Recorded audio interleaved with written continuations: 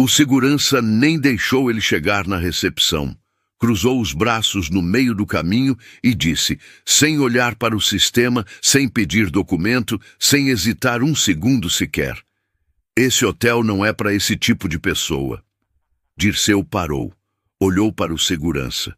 Depois olhou para o gerente que havia descido a escadaria sorrindo, como se a cena fosse normal, como se fosse certa.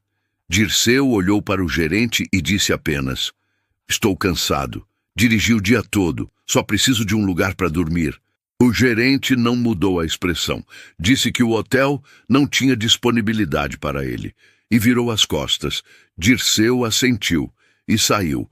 O que aconteceu nos dias seguintes vai mostrar que algumas humilhações têm um preço, e que esse preço, às vezes, é cobrado de um jeito que ninguém espera. O estacionamento do Grand Vitale estava quase vazio naquela tarde de terça-feira.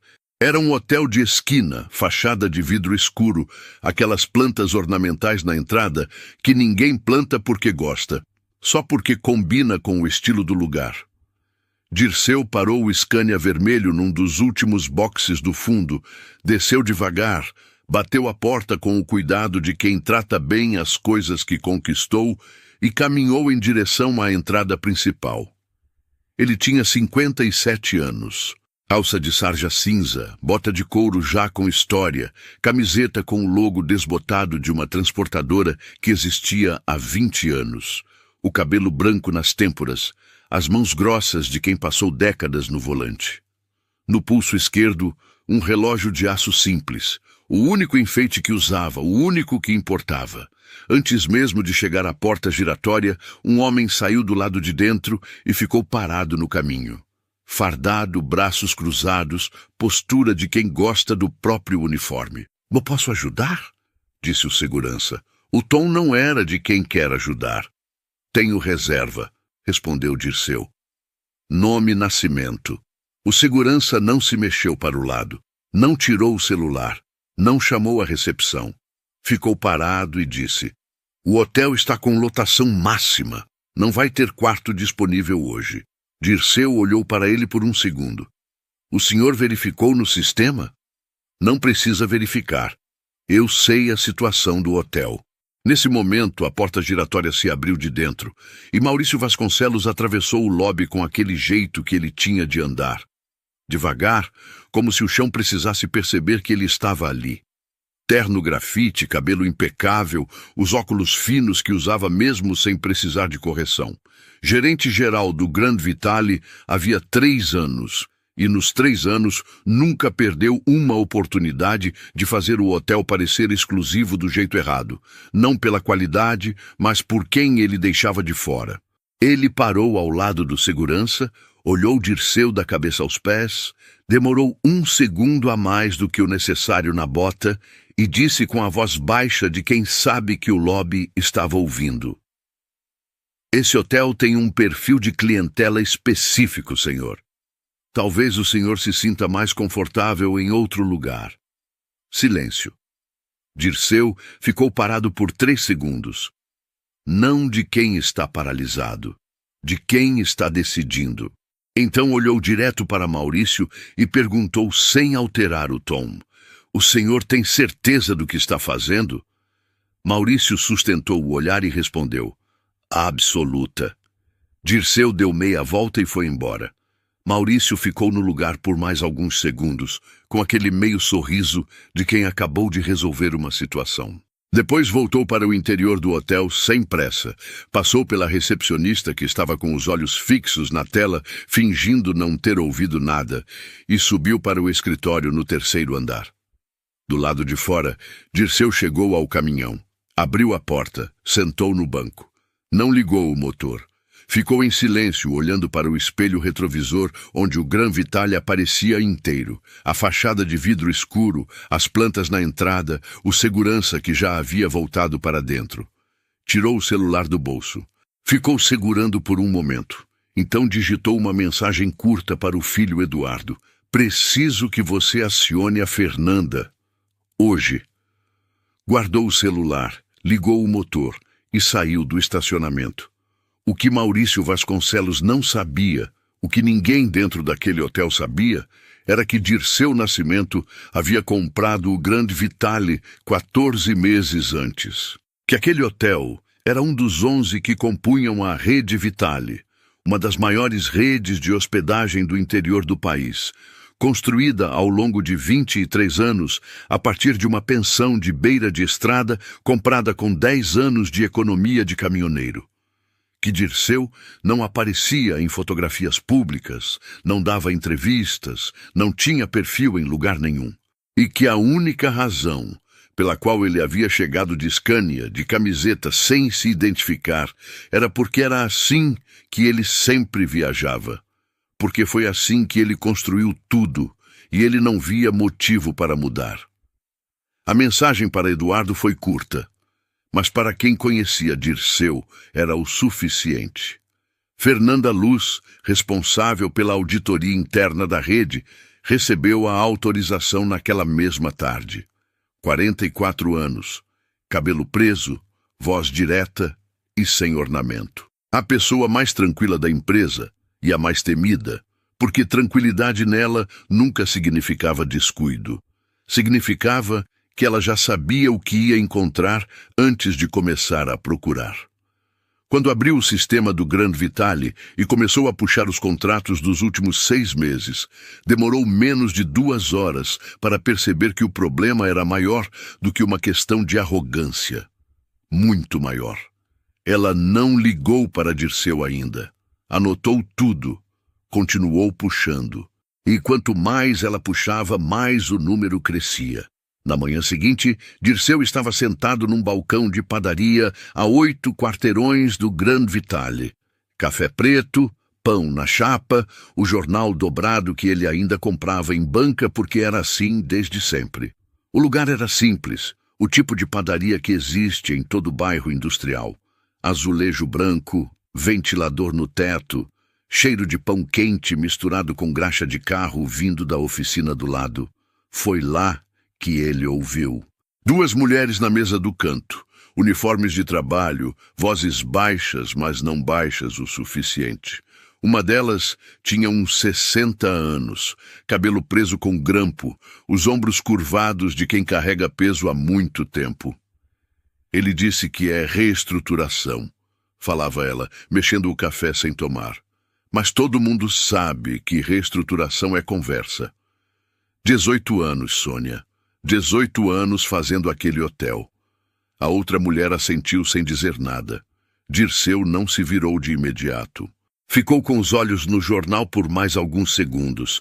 Então pousou a xícara, se levantou, foi até a mesa com calma e disse: "Com licença, não quero me intrometer, mas ouvi a senhora falar em demissão. A senhora trabalha no Grand Vitale?" A mulher mais velha olhou para ele, a camiseta, a bota, o relógio de aço, e respondeu com a cautela de quem não conhece estranhos: "Trabalho. Sou camareira. Por quê?" "Só curiosidade", disse Dirceu. Posso sentar um momento?" Ela fez um gesto vago, que era quase uma permissão. Ele puxou a cadeira. O nome dela era Aparecida. 18 anos de Grand Vitale, o mesmo hotel desde antes de Maurício Vasconcelos chegar. Ela disse que na semana anterior o gerente havia chamado ela e mais 2 funcionários do setor de limpeza e dito que o andar deles seria reorganizado até o fim do mês. Nenhum papel, nenhuma explicação real. Só a palavra reorganizado, que ela repetiu com um cansaço que mostrava que já sabia o que significava. Dirceu ouviu tudo sem interromper. Quando ela terminou, perguntou apenas: "A senhora sabe se há outros casos assim? Outros funcionários sendo mandados embora sem motivo claro?" Aparecida trocou um olhar rápido com a colega. "Tem o Tiago", disse ela depois de um momento. "O manobrista. Esse menino trabalha direito, tá pagando faculdade com o salário. Semana passada, o Maurício mandou ele assinar uns documentos que ele disse que não eram corretos. Tiago se recusou. Desde então, ficou na geladeira, esperando a demissão chegar. Dirceu agradeceu, pagou o café das 2 sem explicação e foi embora. No caminhão, ligou para Eduardo e disse para incluir o setor de gestão de pessoas na auditoria. Eduardo perguntou se tinha acontecido alguma coisa. Dirceu disse que sim, mas não agora. Depois desligou. Naquela tarde, Dirceu fez o check-in no Grand Vitale. Não com o nome da rede, não com o cartão corporativo, com o próprio CPF, uma reserva feita pelo site como qualquer outro cliente, num quarto padrão do segundo andar. A recepcionista que o atendeu era jovem, cabelo curto, crachá com o nome Camila. Ela não reconheceu nada nele, claro. Fez o check-in com eficiência, entregou a chave magnética, disse o número do quarto e o horário do café da manhã. Dirceu disse obrigado e foi para o elevador. Nos 2 dias seguintes, ele circulou pelo hotel como qualquer hóspede. Tomou café no restaurante, ficou sentado na área comum com o jornal, observou. Não procurava nada em especial. Procurava o que estava à vista e que ninguém queria ver. No segundo dia de manhã, descendo pelo elevador de serviço por engano, encontrou Tiago empurrando um carrinho de bagagens com o rosto fechado de quem está contando os dias. Dirceu segurou a porta e os dois desceram juntos. Tiago agradeceu sem jeito. Dirceu perguntou se estava tudo bem, o jeito simples de quem realmente quer saber. Tiago deu o sorriso curto de quem está acostumado a dizer que sim quando não está. Mas alguma coisa na postura de Dirceu fez ele hesitar. "Tô esperando ver se consigo segurar o emprego até o fim do mês", disse ele. "Tive um problema com a gerência." "Que tipo de problema?" Tiago explicou. O documento que Maurício havia mandado assinar alterava retroativamente o registro de ponto de outros 3 funcionários, horas trabalhadas, que não constavam no sistema e que precisavam ser apagadas do histórico. Tiago não entendeu o motivo na época, mas entendeu que assinar algo errado era algo que ele não fazia. Maurício chamou aquilo de falta de cooperação, e falta de cooperação, no Grand Vitale, tinha consequências. Dirceu ouviu. Disse apenas que o menino havia feito certo. Tiago olhou para ele com aquela expressão de quem recebe uma afirmação que precisava ouvir, mas não sabe bem de onde ela vem. Saíram do elevador. Cada um foi para o seu lado.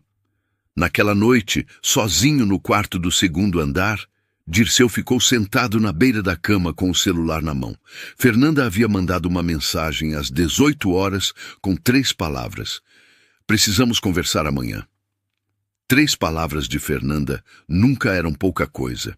Ele colocou o celular na mesinha, apagou a luz e ficou olhando para o teto por um tempo.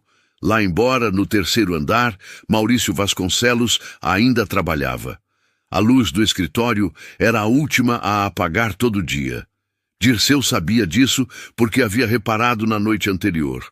O que ele ainda não sabia era o que Maurício estava fazendo naquelas horas a mais no escritório. E quando Fernanda ligou na manhã seguinte e contou, Dirceu fechou os olhos por 3 segundos antes de responder. Fernanda ligou às 8h20 da manhã. Dirceu já estava acordado, sentado na cadeira perto da janela do quarto, o café esfriando na mesinha ao lado. Ela não perdeu tempo com introdução. "Os contratos de fornecimento de alimentos e bebidas dos últimos 6 meses estão inflados. 3 fornecedores diferentes, mas o padrão é o mesmo em todos. O valor na nota fiscal não bate com o valor de mercado. A diferença some. Eu rastreei parte do dinheiro até uma conta em nome de um familiar de Maurício em outro estado." Dirceu ficou quieto. "Quanto?" perguntou ele. "Até agora, 1.700.000. Ainda estou puxando." Ele ficou olhando pela janela. Lá embaixo, o movimento da rua começava devagar. Um entregador, um carro saindo de garagem, a padaria do outro lado abrindo a veneziana. O hotel ainda dormia. "Continua", disse ele. "Quero tudo documentado antes de qualquer movimento." Fernanda disse que sim e desligou. Dirceu ficou sentado por mais alguns minutos. Depois pegou o relógio de aço da mesinha, prendeu no pulso e foi tomar café no restaurante do hotel, como qualquer outro hóspede. O restaurante do Gran Vitale tinha aquela decoração de hotel que tenta parecer acolhedora e consegue parecer vazia. Quadros genéricos, mesas simétricas demais, luz branca que não favorece ninguém. Dirceu pegou uma bandeja, escolheu o mesmo café preto de sempre, sentou perto da janela. Foi ali que Camila apareceu. Ela não estava servindo, estava de folga, passando pelo corredor com uma mochila no ombro, provavelmente chegando para o turno. Mas parou quando viu a fila de hóspedes esperando e foi ajudar a colega na reposição do buffet sem ninguém pedir. Dirceu reparou nisso. Reparou também que ela trabalhava com atenção, não com aquela pressa ansiosa de quem quer ser notado, mas com o cuidado tranquilo de quem faz bem feito porque sim. Mais tarde, quando ela passou perto da mesa recolhendo bandejas, Dirceu disse: "Bom dia, você trabalha aqui há muito tempo?" Camila parou, educada. 3 anos, disse ela. "Gosta?" Ela hesitou um segundo. O tipo de hesitação que entrega mais do que qualquer resposta. "Gostava", disse ela devagar. "Ainda gosto do trabalho, mas algumas coisas mudaram." Dirceu não insistiu, agradeceu e ela seguiu, mas ele ficou com aquela frase: "Gostava." E naquela tarde, Dirceu pediu ao Eduardo que resgatasse todos os registros de reclamações internas dos últimos 12 meses no Gran Vitale. Eduardo levou 2 horas para responder. Quando respondeu, a mensagem era curta. "Tem um registro de 3 meses atrás que sumiu do sistema, mas temos o espelho, mandando agora." O espelho era uma cópia de segurança automática que o sistema da rede fazia de todos os registros operacionais. Maurício não sabia disso, ou sabia e achou que a cópia não seria consultada. O registro era de Camila. 3 meses antes, ela havia preenchido um formulário interno relatando que o Gran Vitale adotava de forma sistemática uma prática de triagem de hóspedes na entrada com base em aparência. Que havia presenciado ao menos 4 situações nos últimos meses em que clientes com reservas confirmadas foram abordados pelo segurança antes de entrar. E que em pelo menos 2 casos o gerente havia descido pessoalmente para conduzir a situação. Ela descrevia o padrão com clareza e sem exagero, do jeito de quem pesou cada palavra antes de escrever. O registro havia sido apagado do sistema ativo no dia seguinte ao preenchimento. Dirceu leu 2 vezes. Dobrou o papel, ele havia pedido que imprimissem, e colocou no bolso interno do casaco. Do outro lado do hotel, Maurício Vasconcelos estava no escritório do 3º andar quando recebeu uma ligação de um dos fornecedores. A voz do outro lado estava tensa. "Maurício, tô ouvindo falar que tem gente da matriz mexendo nos contratos. É verdade?" Maurício ficou parado por um segundo. "Quem te disse isso?" "Um contato meu. Disse que viram acesso remoto nos sistemas do hotel nos últimos 2 dias. Maurício desligou sem despedir. Ficou olhando para a tela do computador, o cursor piscando no canto do relatório que ele havia aberto. Pensou por um momento, metódico, como sempre, sem deixar o nervoso chegar antes do raciocínio. Auditoria. Alguém havia acionado uma auditoria. Ele respirou fundo. Já tinha lidado com auditorias antes. Sabia como funcionavam. Sabia o que procuravam e onde procuravam. E sabia, acima de tudo, que documentos que não existem não podem ser encontrados. Naquela mesma noite, depois que os últimos funcionários saíram, Maurício ficou sozinho no escritório. Abriu o sistema com o login de um funcionário subalterno cujas credenciais havia copiado meses antes, por precaução, disse a si mesmo na época. Agora, a precaução fazia sentido. Começou a trabalhar. Linha por linha, cada transação suspeita recebia uma justificativa retroativa. Ajuste de contrato. Equilíbrio de valores. Correção por variação de mercado. Ele fazia aquilo com a concentração de quem resolve um problema técnico, sem pressa, sem erro. Era quase meia-noite quando terminou. Fechou o notebook, apagou a luz do escritório, desceu pelo elevador, atravessou o lobby vazio, cumprimentou o segurança da madrugada com um aceno e saiu. Dormiu bem naquela noite, convicto de que havia fechado todas as brechas. O que ele não sabia, o que ninguém havia dito a ele, era que no momento em que a auditoria foi ativada, o sistema havia tirado automaticamente uma cópia integral de todos os dados e travado aquela versão. Cada alteração feita depois desse ponto não apagava nada. Ficava registrada por cima com hora, data e identificação do login usado. O encobrimento que Maurício havia passado a noite construindo estava inteiro, preservado, documentado, só que agora como evidência. Besitos de Dirceu ainda não sabia o que Maurício havia feito naquela madrugada, mas Fernanda ia descobrir de manhã. E quando ela ligasse, a conversa seria diferente de todas as anteriores. Fernanda ligou às 7h42. Dirceu estava no corredor do segundo andar, a caminho do elevador, quando o celular vibrou. Ele tentou limpar, disse ela, sem cumprimento. Ontem à noite, usou o login de um funcionário chamado Rafael, do almoxarifado. Entrou no sistema e passou quase 3 horas alterando as transações. Justificativas retroativas, reclassificação de contratos, o trabalho inteiro. Dirceu parou no corredor. E ficou tudo registrado. Hora, data, IP da máquina, login usado. O espelho travou no momento da ativação da auditoria. Tudo que ele fez depois disso não apagou nada, só criou uma camada nova por cima que agora mostra exatamente o que ele mudou e quando. Silêncio. O Rafael sabe que o login dele foi usado? Perguntou Dirceu. Não.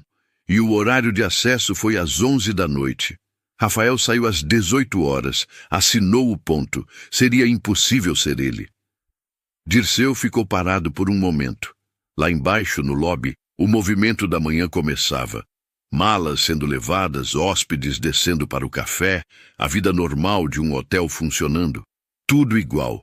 Ninguém sabia de nada. Monta o dossiê completo, disse ele. Quero tudo impresso e em ordem para depois de amanhã. Contratos originais, as alterações dele, o registro de ponto do Rafael, o espelho do sistema, tudo. Já estou montando, disse Fernanda. Dirceu, são quase 2 milhões. E a tentativa de encobrimento com login de terceiro vai pesar muito mais do que o valor em si. Eu sei, respondeu ele. Obrigado, Fernanda. Desligou, guardou o celular, continuou andando em direção ao elevador. Naquela manhã, uma coisa pequena aconteceu no Grande Vitale que Dirceu não planejou, mas que ficou com ele. Ele estava no restaurante quando Aparecida entrou para fazer a reposição das toalhas de mesa. Ela trabalhava com aquele ritmo que só vem de anos, fazendo a mesma coisa com cuidado. Dobrava cada toalha no canto exato, ajeitava a posição do enfeite de centro sem precisar medir. Ninguém no restaurante prestava atenção nela. Ela não esperava que prestassem. Dirceu chamou ela com um gesto quando ela passou perto. Bom dia, dona Aparecida. Ela parou, surpresa que ele soubesse o nome. Olhou para ele com atenção, tentando lembrar se já haviam conversado. Bom dia, disse ela cautelosa. Ontem eu vi a senhora arrumando o quarto do corredor. A senhora dobrou as bordas do lençol diferente do padrão. Ficou melhor do que o padrão. Aparecida ficou um momento sem responder. Então deu um sorriso curto, quase envergonhado. É do jeito que minha mãe me ensinou, disse ela. Aprendi antes de qualquer treinamento de hotel. Dirceu assentiu. Ela continuou o trabalho. Ele ficou olhando para o café por um tempo. À tarde, Maurício Vasconcelos estava no escritório com a porta fechada quando o segurança Renato bateu e entrou. Renato tinha 38 anos, ombros largos, aquele jeito de falar baixo mesmo quando não era necessário. Havia sido contratado por Maurício 2 anos antes, e nos 2 anos havia aprendido que algumas entregas chegavam fora do horário comercial, que certas áreas do depósito não eram para qualquer funcionário e que perguntas sobre isso não eram bem-vindas. Em troca, recebia bônus mensais que não apareciam no contra-cheque. "Tem um hóspede que está me deixando desconfiado", disse Renato. "Homem mais velho, fica muito tempo nas áreas comuns, conversa com os funcionários." Maurício tirou os óculos e olhou para ele. "Como assim conversa com os funcionários?" "Conversou com a Camila no café da manhã. Conversou com o Tiago no elevador de serviço. Hoje de manhã ficou parado no restaurante falando com a Aparecida." Maurício ficou quieto por um momento. Funcionário que conversa com funcionário não era necessariamente problema, mas era o tipo de detalhe que ele havia aprendido a não ignorar. "Qual é o nome do hóspede?" Renato olhou para um papel que tinha na mão. "Nascimento. Dirceu Nascimento." Maurício não reconheceu o nome. Pediu que Renato verificasse o cadastro e o histórico de reservas. Renato voltou 20 minutos depois e disse que era uma reserva simples, feita pelo site, cartão de pessoa física, sem histórico anterior no hotel. "Homem de quantos anos?" perguntou Maurício. "Uns 50 e poucos, jeito simples, camiseta, bota." Maurício ficou olhando para a mesa. Camiseta e bota. Reserva pelo site, conversando com funcionários de base. Podia ser coincidência. Podia ser curioso à toa, mas a auditoria havia sido ativada nessa mesma semana e ele não acreditava muito em coincidências. "Fique de olho", disse ele. "Se ele se aproximar de qualquer área que não seja de hóspede, me avisa imediatamente." Renato saiu. Maurício ficou sozinho. Abriu o computador, foi até o sistema de reservas e olhou para o nome. Dirceu Nascimento. Fez uma busca rápida. Nada relevante apareceu. Nenhuma empresa vinculada, nenhum cargo público, nenhuma presença conhecida, uma pessoa comum. Fechou a aba. Respirou. Provavelmente era mesmo coincidência. Mas naquela noite, pela primeira vez em dias, Maurício demorou para dormir. No segundo andar, Dirceu estava sentado na cadeira perto da janela, o relógio de aço na mesinha, o hotel escuro lá fora. Ele sabia que Maurício havia pedido para monitorá-lo. Eduardo havia avisado que o segurança consultou o cadastro da reserva mais cedo. Não mudava nada. O dossiê estava quase pronto. A reunião seria convocada no dia seguinte. Mas antes da reunião, havia uma coisa que ele precisava confirmar pessoalmente. Algo que os documentos não conseguiam mostrar com a clareza que ele queria. E que só seria possível ver olhando nos olhos de quem esteve lá. Ele ia conversar com Camila. A conversa com Camila não foi planejada para durar. Dirceu a encontrou na área externa do hotel, uma varanda pequena nos fundos que os funcionários usavam no intervalo. 2 cadeiras de plástico, um cinzeiro de chão que ninguém usava, uma vista para o estacionamento de serviço. Ela estava sozinha, com o jaleco dobrado no colo, olhando para nada específico. Ele perguntou se podia sentar. Ela fez que sim, sem perguntar nada. Por um momento, os dois ficaram em silêncio. Lá dentro, o hotel trabalhava no ritmo normal do fim de manhã. Vozes abafadas, o chiado do elevador, passos no corredor. "Você fez uma reclamação formal 3 meses atrás", disse Dirceu devagar, sem preâmbulo. Camila virou o rosto para ele, os olhos apertados, não de raiva, de quem está tentando entender o que está ouvindo. "Como o senhor sabe disso?" "Não importa ainda", respondeu ele. "Quero saber se o que você escreveu era verdade." Ela ficou olhando para ele por um tempo longo. Depois, olhou de volta para o estacionamento. "Era", disse ela, "cada palavra." Ela contou sem precisar de muito incentivo. Contou que havia presenciado a primeira vez há quase 1 ano. Um casal que chegou com reserva, bem vestidos, mas com um sotaque que o segurança aparentemente achou errado, ou talvez fosse outra coisa, ela não tinha certeza. Mas o fato é que o casal foi barrado e o gerente desceu para resolver, e no fim o casal foi embora sem entrar. Depois, aconteceu de novo. E de novo. Sempre com o mesmo padrão. O segurança na frente, Maurício descendo quando necessário, a recepção fingindo que estava olhando para a tela. Quando eu preenchi o formulário, achei que ia ser levado a sério, disse ela. Passei 2 horas escrevendo aquilo. Escolhi cada palavra com cuidado para não parecer exagero nem acusação sem base. E no dia seguinte sumiu do sistema. Ela olhou para ele de novo. No dia seguinte, o Renato me chamou na copa e disse que eu havia preenchido o formulário errado, que aquele campo era para outra coisa e que o registro tinha sido removido. Ele disse isso com um sorriso. Ela fez uma pausa curta. Eu soube na hora que não tinha preenchido nada errado. Dirceu ficou quieto. Você ficou com alguma cópia? Perguntou ele.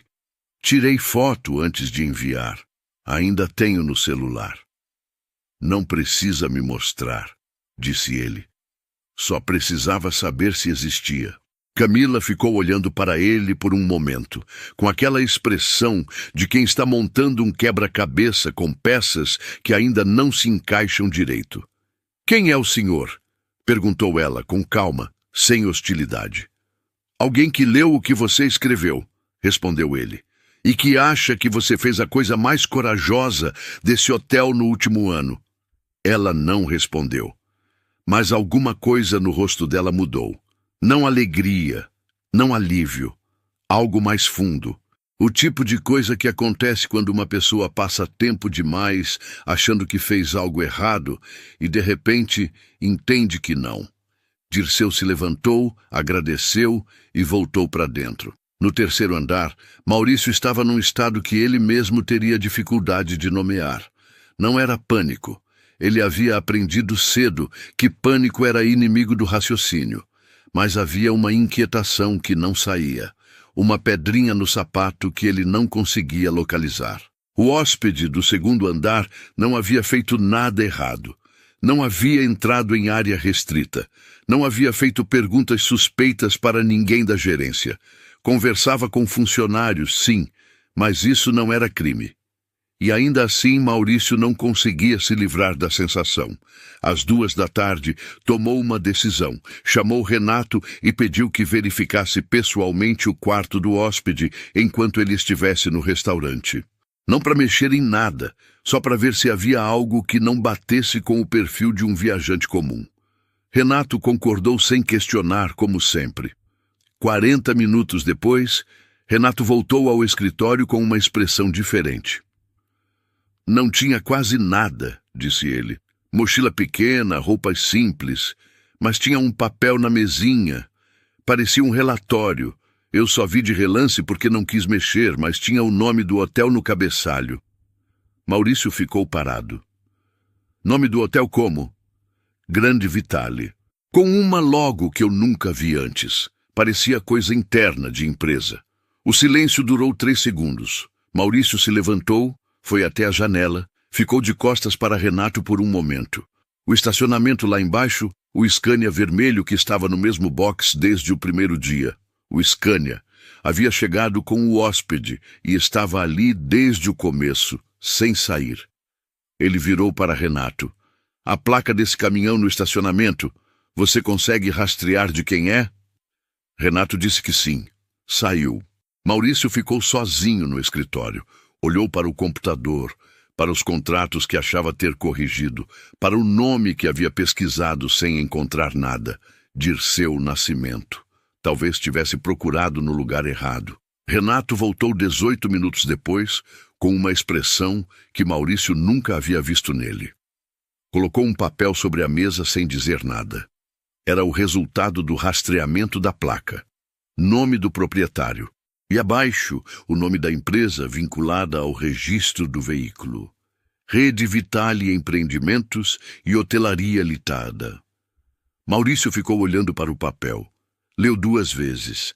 Depois pousou na cadeira devagar, como alguém que sente as pernas falharem, mas não quer que o outro perceba.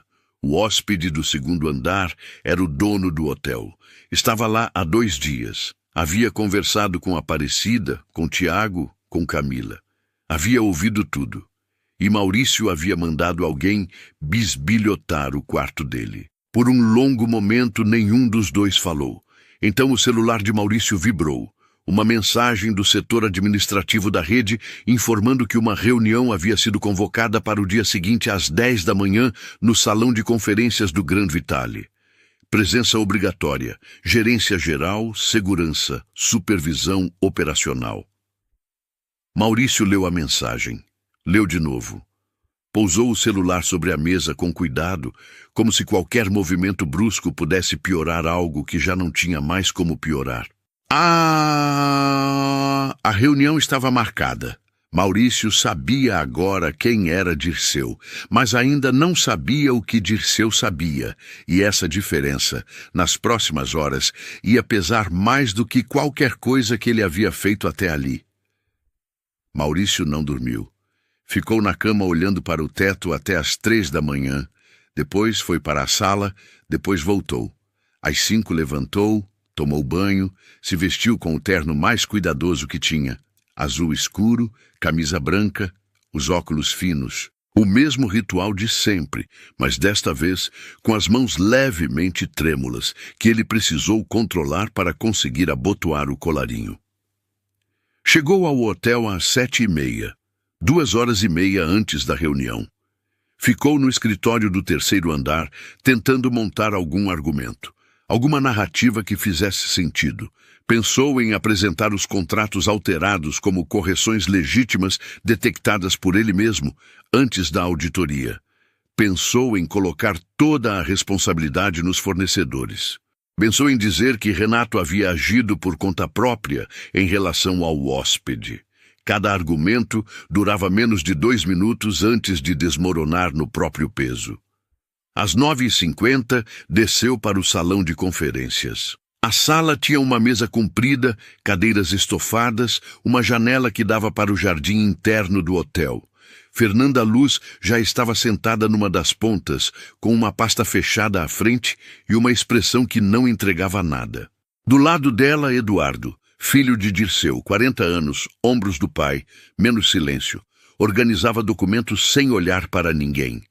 Renato chegou 2 minutos depois de Maurício, fardado, e sentou 2 cadeiras de distância, como se a distância resolvesse alguma coisa. Dirceu entrou por último, calça de sarja, bota de couro, o relógio de aço, a mesma roupa de sempre. Cumprimentou Eduardo com um aceno, puxou a cadeira na cabeceira da mesa e sentou sem pressa. Olhou para Maurício por 1 segundo, só 1 segundo, e depois olhou para Fernanda. "Pode começar", disse ele. Fernanda abriu a pasta.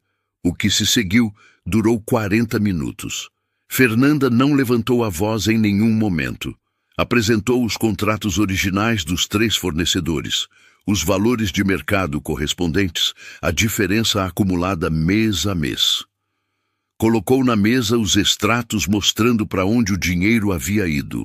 Depois colocou o espelho do sistema, a versão travada no momento da ativação da auditoria, ao lado das alterações feitas na madrugada de 2 dias antes, com hora, data, IP e o login de Rafael do almoxarifado impresso em negrito no rodapé de cada página.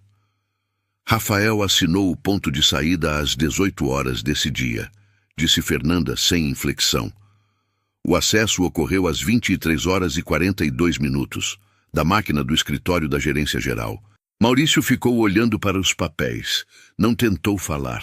Fernanda continuou. Colocou na mesa o registro original de Camila, recuperado do espelho, e ao lado dele o log, mostrando que o arquivo havia sido removido do sistema ativo no dia seguinte ao preenchimento com o login de Renato identificado na operação. Renato abriu a boca. Fechou. Quando Fernanda terminou, fechou a pasta e ficou quieta. O silêncio durou alguns segundos. Então, Maurício se mexeu. Endireitou a postura, ajeitou os óculos e começou a falar com a voz controlada de quem ensaiou muito e sabe que o ensaio não foi suficiente. Esses contratos passaram por revisão interna e foram... Dirceu o interrompeu. Não com raiva. Não levantou a voz. Falou com a mesma calma de sempre, a calma de quem tem 72 anos de vida acumulada e não precisa de volume para ser ouvido. O senhor se lembra de uma tarde desta semana, na entrada deste hotel, quando um homem de camiseta e bota chegou com reserva e foi mandado embora? O silêncio que se seguiu foi diferente dos outros. Era o silêncio de quem entende tudo de uma vez. Não aos poucos, mas de golpe, como alguém que tropeça num degrau que não viu. Maurício ficou parado. 4 segundos. 5. A compostura foi embora primeiro. Os ombros desceram 1 centímetro. A mandíbula abriu levemente e por 1 segundo, só 1 segundo, o rosto de Maurício mostrou o que estava por baixo de tudo. Não arrogância, não cálculo, mas um homem que entendeu que perdeu e não tem mais para onde ir. Ele tentou falar. Abriu a boca. Nenhuma palavra saiu. Fechou. Abriu de novo. O resultado foi o mesmo. Fernanda não olhou para ele. Eduardo olhou para a mesa. Era o tipo de silêncio que não precisa de comentário. Era o senhor, disse Maurício por fim. A voz havia mudado. Não era mais a voz do terno grafite e dos óculos finos. Era só uma voz. Era eu, confirmou Dirceu. E o senhor me disse, na frente de todo o lobby, que este hotel atendia um perfil específico de clientela. Fez uma pausa curta. O senhor comprou o hotel com esse dinheiro ou construiu com ele? Maurício olhou para a mesa, para os papéis, para os números que ele havia passado meses manipulando e uma madrugada inteira tentando esconder. Não havia resposta possível para aquela pergunta. E os dois sabiam disso. Ele não respondeu. Eduardo colocou sobre a mesa o documento de desligamento. 3 vias. Dirceu virou para Renato. O senhor foi contratado para garantir a segurança dos hóspedes deste hotel.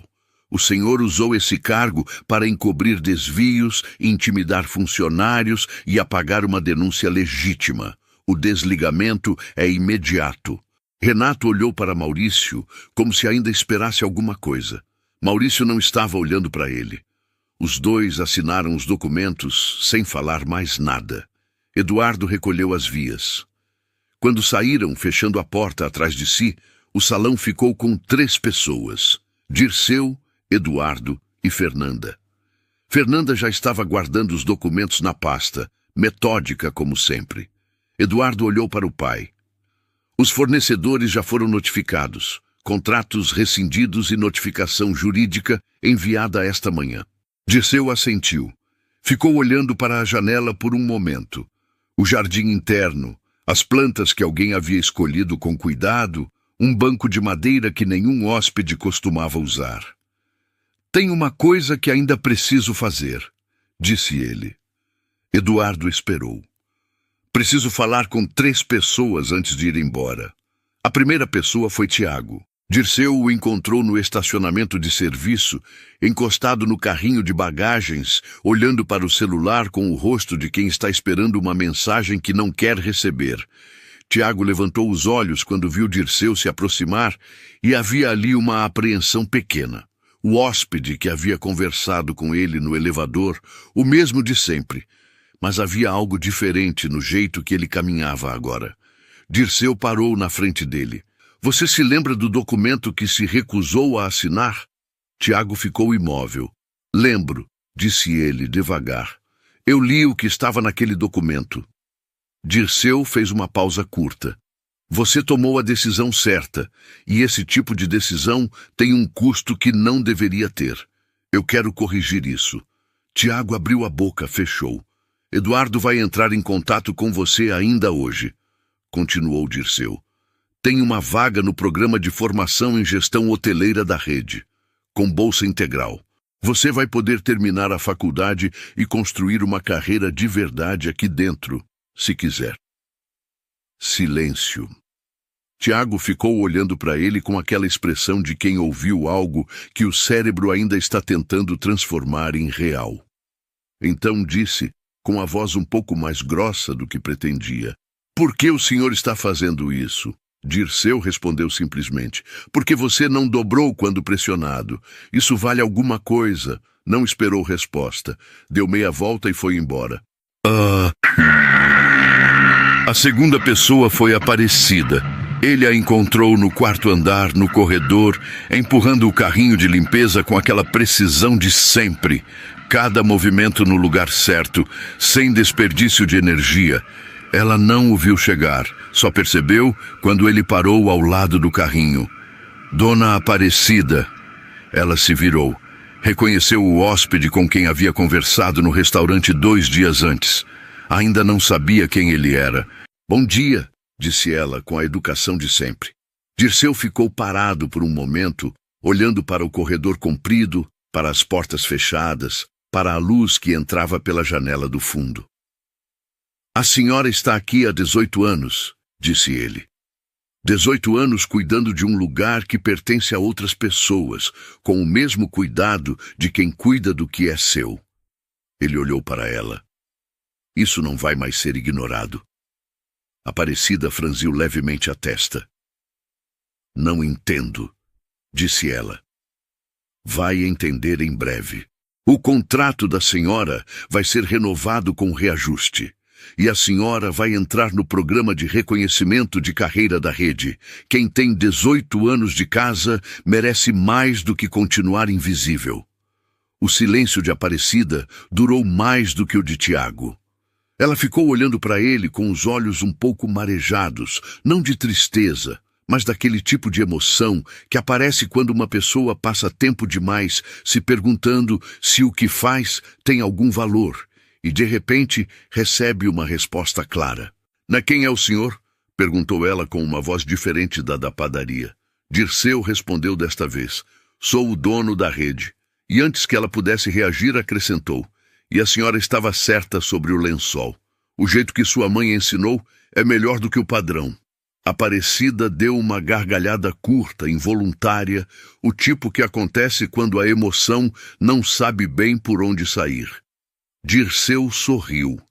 O mesmo sorriso genuíno de quando ela havia dito aquilo no restaurante. E seguiu pelo corredor. A terceira pessoa foi Camila. Essa conversa foi diferente das outras duas. Não porque fosse mais longa, foi mais curta, mas porque havia algo que precisava ser dito que não era sobre emprego nem sobre contrato. Dirceu pediu que ela fosse até a sala de reuniões pequena no 2º andar. Ela chegou com o crachá, o jaleco, aquela postura de quem ainda não sabe se deve estar preocupada. Dirceu colocou sobre a mesa uma folha.